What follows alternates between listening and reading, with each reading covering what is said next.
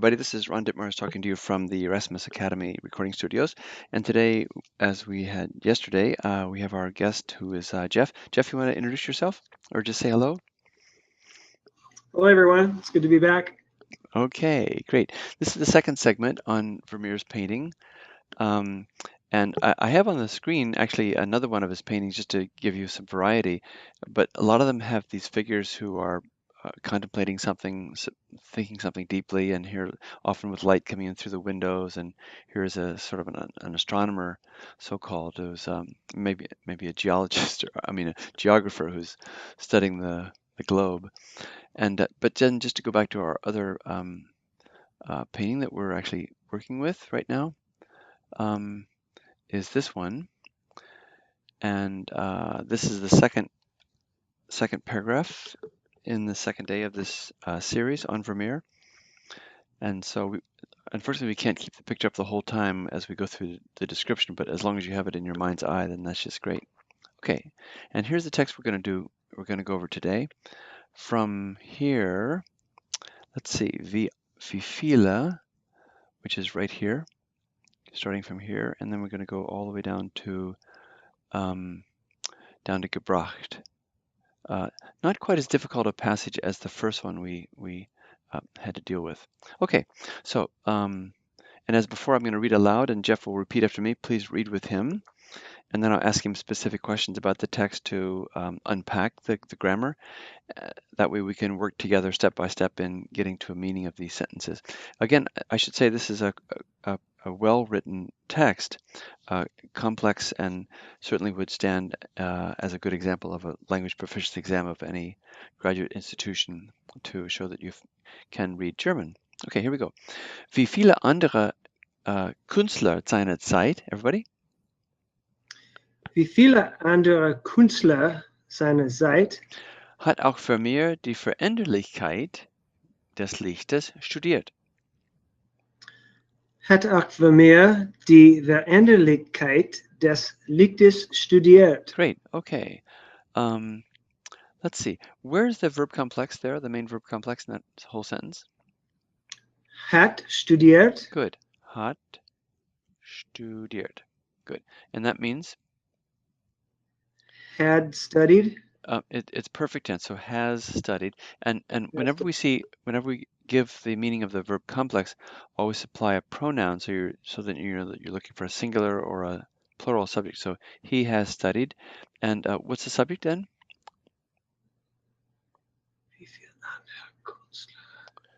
Vermeer. Vermeer is, yeah, there's the subject. So this is make the comparison. V means as many other artists.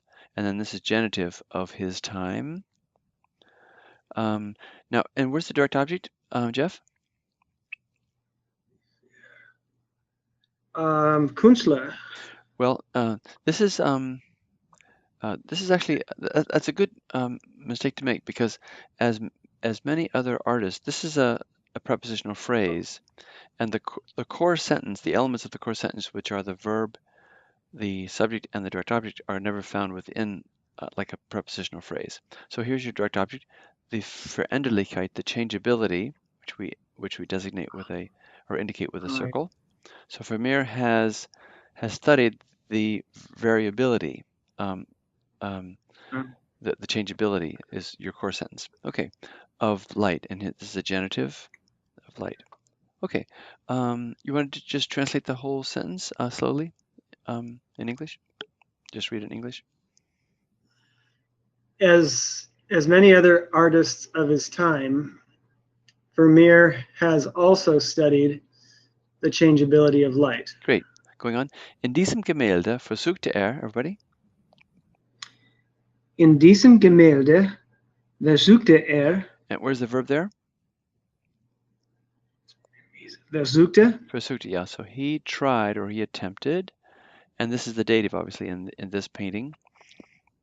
He attempted, and we're actually looking for, our ear wants to hear an infinitive, which we actually have here, to suggest. So he in this painting, he attempted to imply or suggest, and then where's the direct object of anzudeuten? In diese. Actually, we haven't read this. Let's read this the whole thing in German first. In diesem Gemälde versuchte er, everybody, In diesem Gemälde versuchte er, das Zittern des Lichtes in zahllosen kleinen Punkten anzudeuten. das Zittern des Lichtes in zahllosen kleinen Punkten anzudeuten. Great, really nicely read. So he tried to suggest, and so the word's the direct object. Das Zittern, Das Zittern, which is like the shaking or the trembling. You could say that's Zittern, the shivering or whatever. The trembling of the light. This is a really great sentence.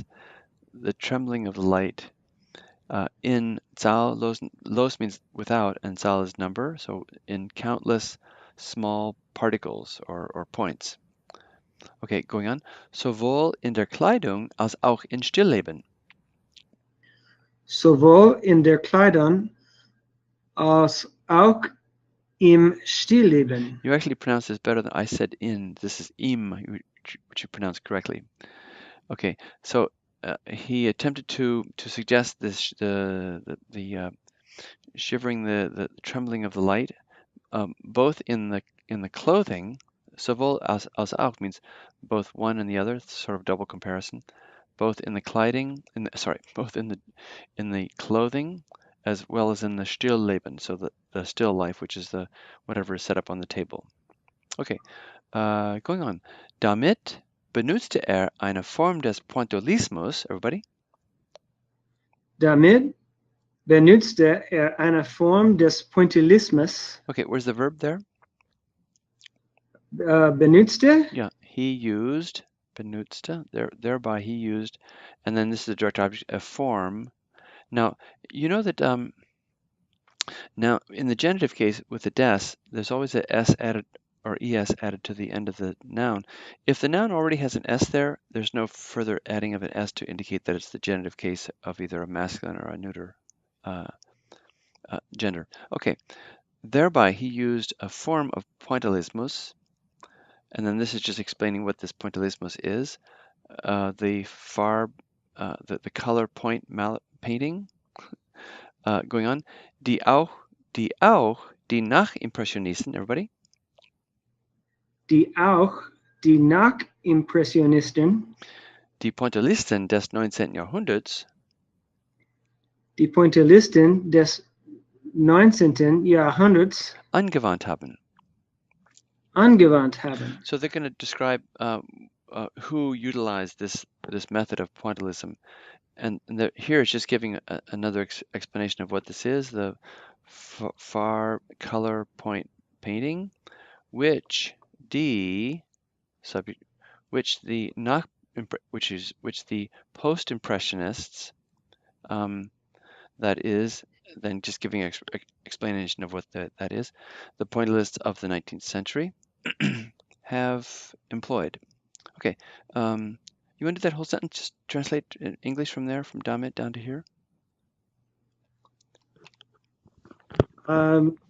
Thereby used a form of pointillism, the color point painting, which also the post-impressionists, the pointillists of the 19th century employed.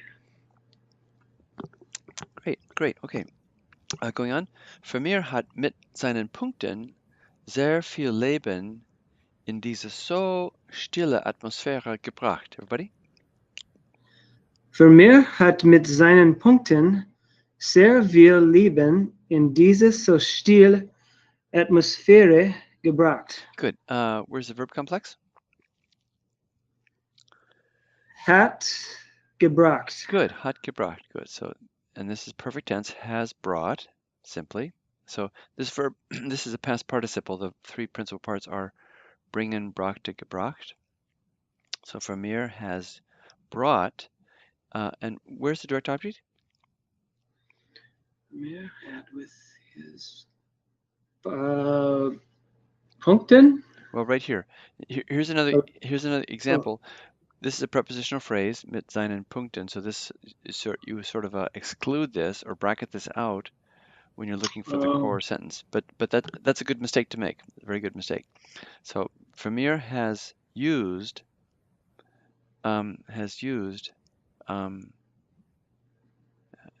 I'm sorry, has brought with his points, with his little marks and points, Brought life. Oh, um, very much life into this so still atmosphere.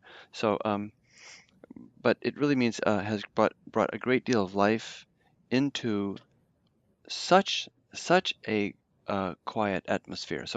So if you just look at the pictures that we've seen already, they look very still, very quiet, but there's so much life sort of behind there because of his use of pointillism, and maybe it anticipates the pointillists of much later, 2 centuries later. Who knows?